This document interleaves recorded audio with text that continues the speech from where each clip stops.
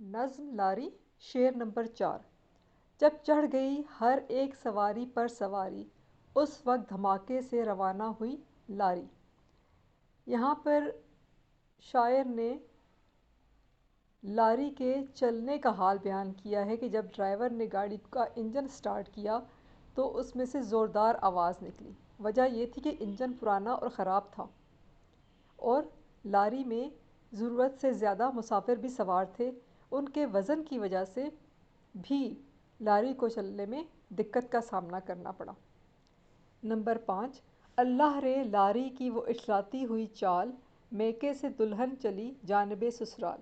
یہاں پر شاعر نے لاری کی ناز نخرے سے چلنا، یعنی کہ بڑی مشکل سے جو سٹارٹ ہونے کی حالت ہے اس کا انداز بیان کیا ہوا ہے، اور کہتے ہیں کہ جس طرح دلہن میکے سے سسرال کی جانب روانہ ہوتے ہوئے آہستہ آہستہ ناز نخرے کے ساتھ چلتی ہے، بالکل ویسے ہی لاری بھی آہستہ آہستہ ناز نخرے کے ساتھ چلتی ہوئی سفر پر روانہ ہوئی۔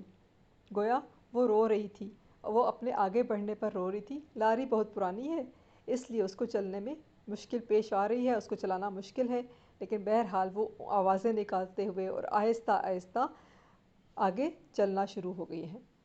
لاری کو گوارا ہی نہ تھی منت مہمیز، آزاد طبیعت تھی کبھی سست کبھی تیز۔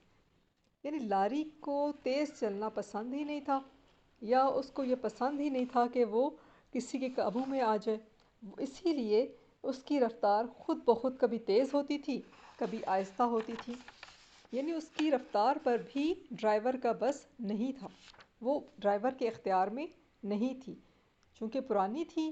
اس کے جتنے بھی پیچ پرزے تھے، کس پل تھے، ان میں بہت زیادہ یا تو اس کو انڈر گراؤنڈ کر دیا جاتا، یعنی اب اس کو استعمال متروک کر دیا جاتا، ترک کر دیا جاتا، یا پھر اب اس کو اگر استعمال کرنا ہے تو اچھی طرح سے اس کی صفائی کی جاتی، اس کی حالت کو بہتر کیا جاتا، اس کی مرمت کی جاتی۔